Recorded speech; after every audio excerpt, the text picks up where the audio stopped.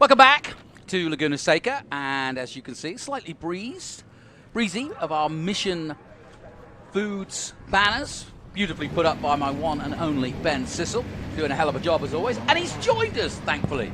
Mr. Sissel, welcome aboard. How are you? So Scott, Conway, Ben Sissel, Johnny Green, we're all here.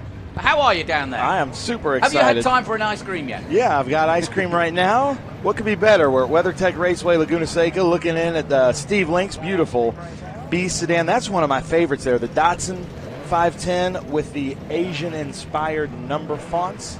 That's the number 16 of Daniel Caggiano. We saw the guy starting first, number 49, because my friend Troy Ermish, I just said, hey, Troy, how about we make a show of this and start from the back? And he's like, yeah, I'm up for it. So Troy Ermish, who I expect to win this race, is starting from the back. Got pole, but is starting from the back. So thank you, Troy. That should be a good show there. Look at that. There's that 48 Rick Sheldon. And then Ryle Barnett here in that number 34. Beautiful car. The Hyde Park BMW from Steve Walker. Just purchased that car, I believe, and then he's got a beautiful car that he raced here last year on Bring a Trailer right now. Really well prepared car. If you want to go BMW 2002 B sedan racing, and check that out. The number 92B of Greg Hoff. We're missing Dave Stone right now. And then this is Ed Matsuishi. I'm sorry, I'm going to get your name wrong. That's a 65 Porsche 911. Now this race, this B sedan feature, these cars had to have raced in period as they are. It's a lot like historic Trans Am. They are out here to put on a show, and Ed's BMW raced in the Trans Am series here at Laguna Seca in 1969. In fact, there's a really famous photo of him coming down the corkscrew behind Mark Donahue's Sunoco Camaro. But Scott, this is quite a sight to see, some beautiful B sedan racing. You being from Michelin Raceway Road Atlanta, I'm sure you saw some great B sedan racing in the day. Oh yeah, I was talking with Jonathan Green when we were doing the Group 8, which had most of these B sedan cars in it. Jim Fitzgerald, Bob Sharp, Bruce Felson, Dave Felson rather, Bruce McInnes. They were all in the Datsun Bob Sharp camp as well as his son. And B sedan was one of their favorite homegrown championship races. As Bob Sharp, I think he won 4 of them. And Dave Frelson won 2, but they were always a force to be reckoned with when they showed up at Road Atlanta. This obviously B sedan, but it was a under 2 liter for the first couple of years from 1966 through 69, and then 70 and 71 was the under 2.5 liter.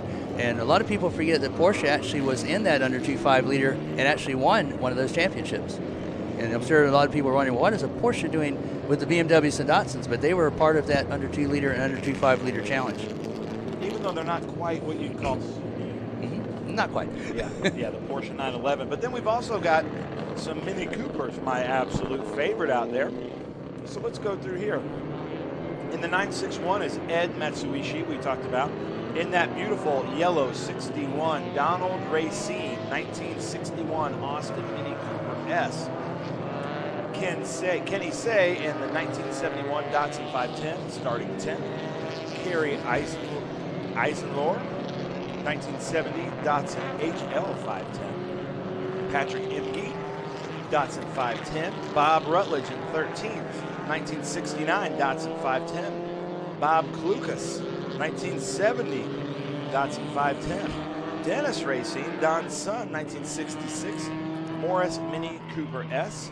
Richard Stewart Milne, 1968 Alfa Romeo GTA, but I believe unfortunately that car is out with a mechanical, beautiful car. Jonathan Ornstein and a Toyota Corolla, 1972, the only Toyota in the group. And sad to say, in the B Sedan Challenge, we don't have any Alphas and no Lotus Cortinas. We have a Lotus Cortina here, driving in Group 8, driven by Debbie Briscoe. And then we've got Andrew Fox in a 1966 Austin Cooper S. 18 cars out there. There's Andrew Fox in that red car. Troy Ermish right there in that number 9. Trying to get the number for the yellow car behind him. But if you know anything about B sedan racing, Troy Ermish is 510 outlets, partsoutlets.com, I believe. out of California. He's kind of taken over. I think he's good friends with Peter Brock, John Morton, and I think they've kind of passed the torch on to him. But he builds and races the best 510s in the country. We've got a big competitive group of B Sedan out here in the 2.5 Challenge. It's going to be quite a race as they come down. Big machine vodka, spike coolers, Honda Civic. I guess that would be kind of a modern day B Sedan maybe. Yeah, Troy Ermish knows this track in Sonoma very well. He's won 2 national championships in SCCA and won one of the most highest prized driver awards in SCCA, the President's Cups last year in Indianapolis, Indiana. And yeah, he is very, very talented and should be the driver to beat here in this B Sedan race. Just for sport and the spirit of vintage racing, I said last night, hey, Troy, how about I put some cameras in your car and you start from the back of the grid? And he's like, I'm game. So we might see quite a show there with the second to last car, the number 9. And you got to see this car up front. It looks like a Concours winning show car, but now Troy's out there racing it. As they come around the last turn into the green flag, we ask them to bunch up. Let's see what Steve Link does here. Steve Link is on the right side of the screen. A beautiful 510. Daniel Caggiano on his right. On our left. They take the green. Look at that, a late green flag. Steve Link jumps out in that 68 Datsun. And here comes the other one. Look at that yellow car. Look to the outside. 3 wide going in. That's not going to work, Ben. That is not going to work. It is onto the brakes, and that looked like a disaster, but everybody pulled it off. That did not look good going into that turn. No, I think we can thank Rick Sheldon for not collecting everybody there. Rick Sheldon in his mirrors, seeing what was going on in that number 48, keeping this race going. Now about mid-pack or towards the end is those 3 Mini Cooper S's. And he swept the 2 races last year over his son Dennis. Dennis said he wanted to repay the favor this year. Oh, yeah. Yeah, they're father-son, but very, very competitive with each other. Very equally yoked cars and drivers. That's a more powerful version of the regular Mini Cooper. I believe it's an 1150cc engine, but they were very potent back in C Sedan. They had a lot of national championships, and now into B Sedan is the Mini Cooper. Looking to see how Troy Ermish is doing there as he's moved up from the back of the pack. Again, Ermish is a so talented driver. This, I don't think, is going to take as long as maybe people think. No, it's great. There's Steve Link, Caggiano. That's the number 92 of Greg Hoff there, that he made that dive bomb brave move going through there. There goes Troy Ermish as they come down through the corkscrew. Steve Link, Caggiano, and Greg Hoff here. 3 cars right up front. Look at Hoff looking in, getting a little bit on there. But then Caggiano's out braking him there into turn 11. So Datsun 510, which was basically the car to have in B Sedan after a while, and also the car to have in the under 2 liter before they unfortunately pulled out of the series.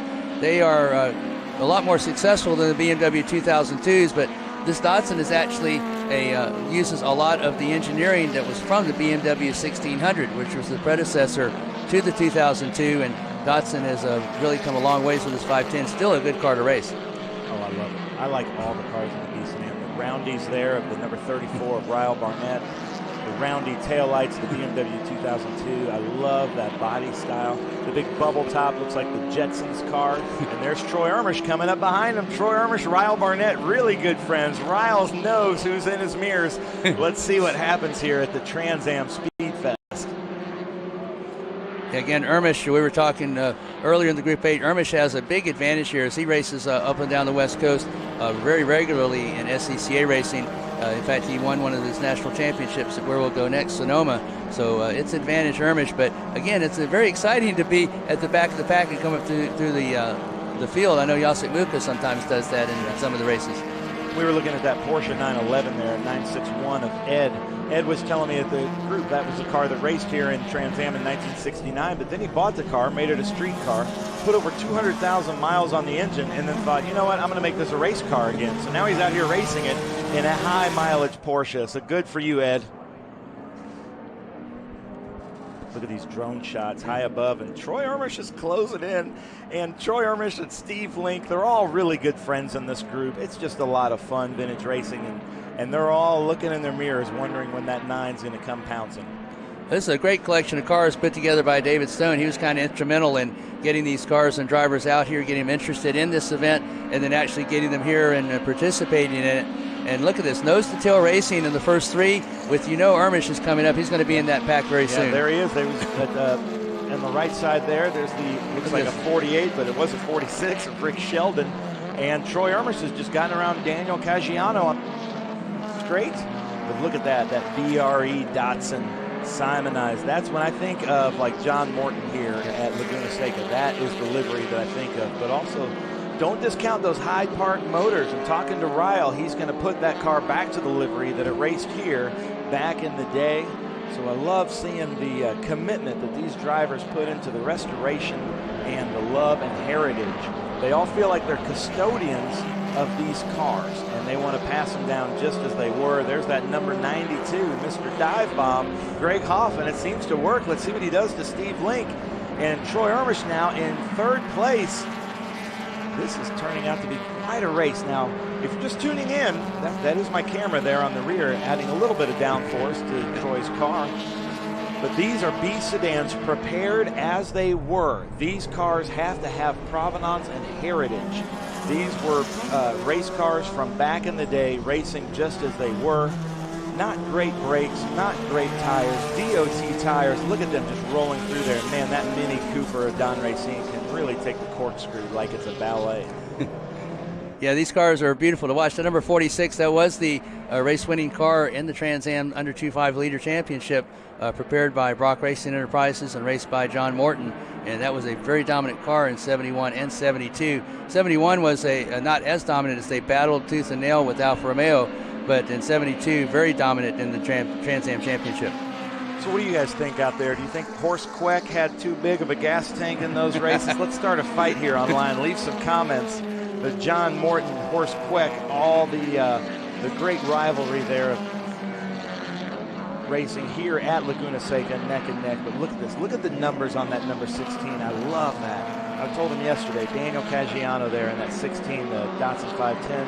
And there is, that's the Peter Brock car. I just think of John Morton when you see that, don't you? Oh, yeah, you definitely do. And you think about the heyday of the Trans Am. The Trans Am always had big bore cars in it, but they had a lot of interest from the under 2.5 liters from the manufacturers. And in the day, it was Alfa Romeo against Datsun, against Porsche, and it was against BMW. It was a great series. And then, unfortunately, one of the manufacturers kind of became dominant, and it kind of fell apart there. But in its heyday, the very first Trans Am race was won by an under 2.5 liter car, Jochen Rindt.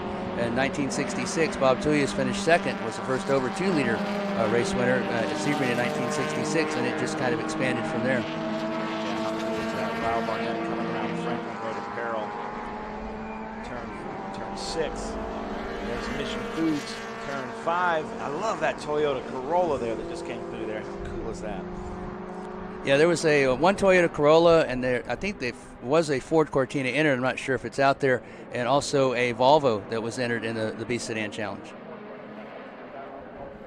Volvo had a good history in SCCA Club Racing B Sedan, not very successful in Trans Am.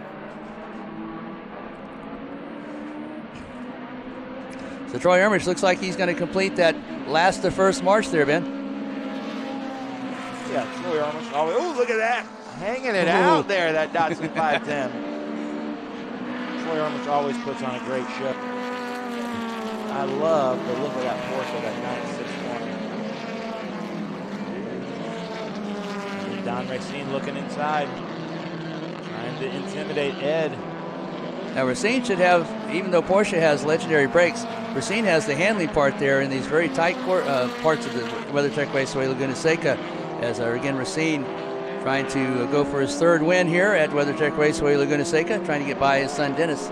But look at how cool that is. So you've got a rear air-cooled rear-wheel drive, rear engine, rear-wheel drive, air-cooled engine. Then you've got front engine, front-wheel drive with that Mini Cooper. Then you've got a front engine, rear-wheel drive in the 510. And the Mini Cooper was always a fan favorite because because of the weight transfer, it didn't have that big dimensions on it width-wise. It would always pick up its inside rear wheel, and you thought, oh, that's going to go over. No, that's how you drove it. And one of my great friends that unfortunately has passed away, that was at Road Atlanta, John Burns, had one of the fastest Mini Coopers in the Southeast. But you picked up that inside rear wheel. You actually knew that was going to be doing that, and it actually helped kind of counterbalance the weight as you went through the turns. Yeah, look at the cars just roll through their Big Machine vodka, spike coolers, corkscrew here at WeatherTech Raceway Laguna Seca. Some great shots here at the drone. So they come around Rainy Curve through 9 and 10. Look at that. Oh, side by side, Don Racine and going through turn 10 as they come in through 11. Get him. It looks like he's... See that handling there, that Mini Cooper coming into play there. And that's Bob Rutledge, the number 23 on Patrick Emge. And Don Racine, man, get in that draft, Don.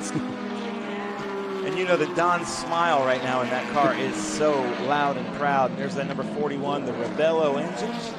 Those are the engines that I think Troy Armish mostly puts in his cars. They make some great Datsun 510 engines. But look at these great B sedan battles. Oh, almost did that over-under move. He tried very hard to get inside, but he couldn't quite get there. Yeah, Armish just has so much experience at these tracks on the West Coast and has been doing this for such a long time. You just have to give kind of an advantage to Armish on any West Coast track that you see, especially these two. We had a pass. Don Racine over Ed. Look at that. The Mini Cooper has taken the Porsche. The Datsun's right behind there. That number 23, Bob Rutledge. There's the 41 of Patrick.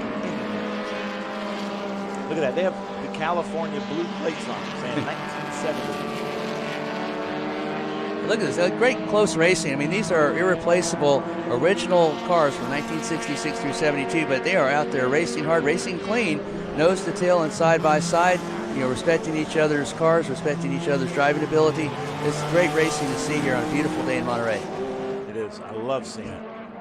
It looks like we're watching a time machine right now. I love seeing this, and the cars rolling through the Big Machine vodka, spike cooler, corkscrew as they come through turn 10, turn 11. But I think Troy Armish has taken the lead. Yes, he has. In this race. So that is just crazy.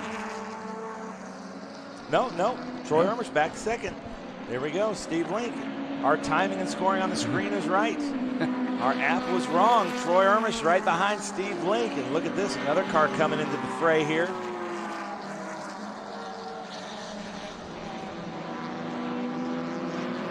It's 8A, Kerry Eisenlohr.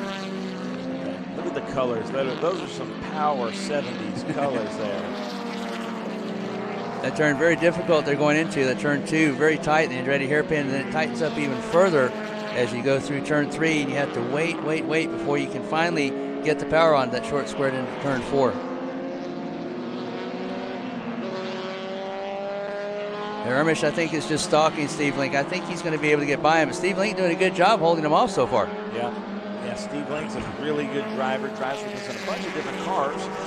Historic Trans Am and this B sedan. So, and Troy and Steve have a lot of laps racing against each other in the B sedan series. There's that classic Datsun Racing 8A Eisenhower. That's a Datsun HL 510. What's the HL mean? Not familiar. I tried to research it, but I couldn't find anything on it. They had the PL 510, of course, but not the HL. Well, we'll call it the Hang Loose 510. Okay. Sounds good to me. Great place for hanging loose right in California. Now, yeah. Oh, look at that. That just glided over. You can see that the cars get super light over the crest with the corkscrew there. And you think it's a lot of elevation change to look at it. I was privileged enough to get to be driven down that corkscrew, and it's like a Disney ride. I mean, it is a 10-story drop, literally, like a couple of stories in that first part from 8A down to about 9, and then a couple more stories from 9 down in. The pictures don't do it justice. It is a monster going down elevation change. Oh, yeah, it's crazy. And you're turning and braking and trying to accelerate, plus you're trying to pass or prevent being passed all at the same time. A lot going on there. Yeah, there is. That's Dave Stone, the yellow Datsun 510.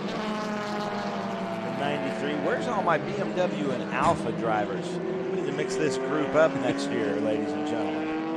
Yeah, I was sad to see there weren't any Alphas or more Alphas entered than there were, because again, that was a great Alfa Romeo, the Harry Theodorakopoulos, and you had obviously Jochen Rindt, and you had Horst Queck, all of those drivers in Alphas back in the days in the B Sedan Challenge.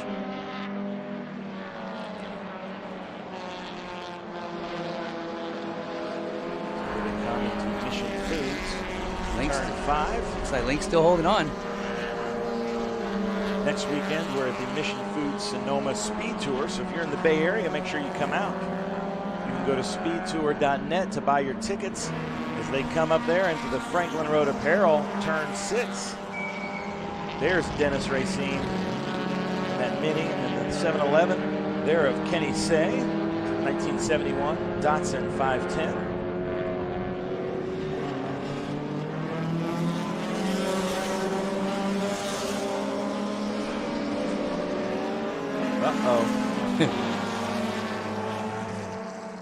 Beautiful shots there, but now is saying that Troy Ermish has taken the lead over Steve Link. Let's see if Steve Link can come back. Had we gone to Vegas on this, Scott, we could have made a lot of money. That's true. I would have sure starting from the back, his odds would have been against him. Oh no, I would have pushed all in on Troy Ermish. I know him way too well. I've seen him do this a lot of times. He and Peter Shadowin used to have great races together, and Troy Ermish was always a very, very big factor. Very astute driver, very technical driver, but very quick always. Look at that. If you would have told me a yellowish orange Mini with peach headlight covers and bumpers is what you were going to make, I would say you're crazy. But that is a really good-looking car there, Dennis Racine, at number 62. Well, it certainly stands out, doesn't it? It's easy to see.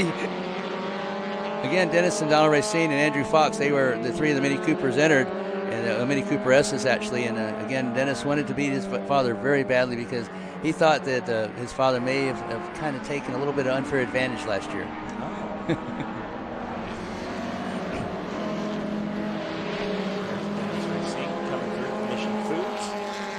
Turn 5.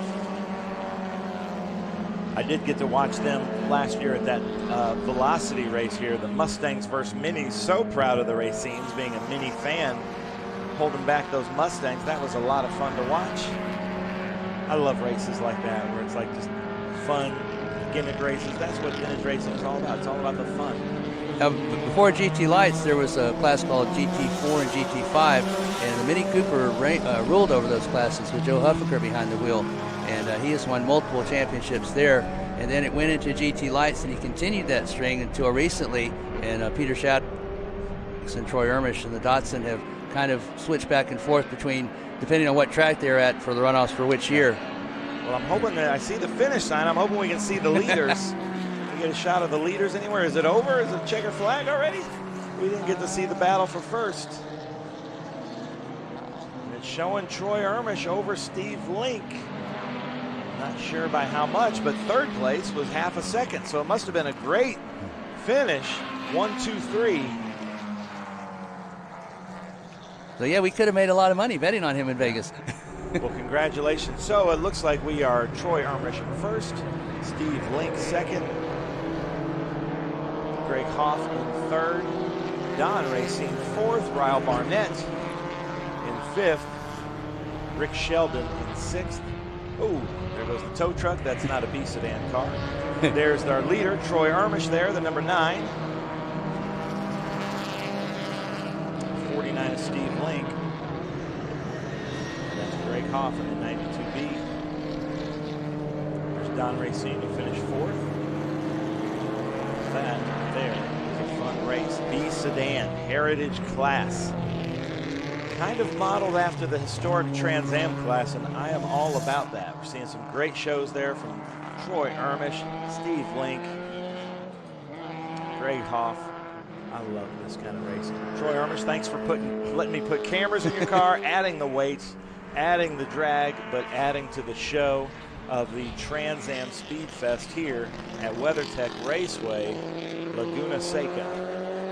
I bet Ermish and Link will have some good bench racing there. Ermish coming from last to first and Link finishing second. Yeah. Trying to hold them off, but not quite. And I hope you get to come to these races and see these cars up close because they are beautiful up close.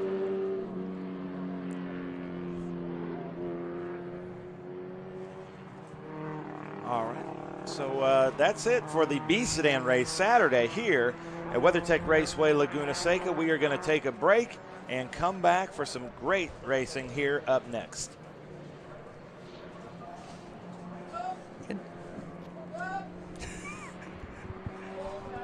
All right, we're going to a commercial break here at WeatherTech Raceway Laguna Seca.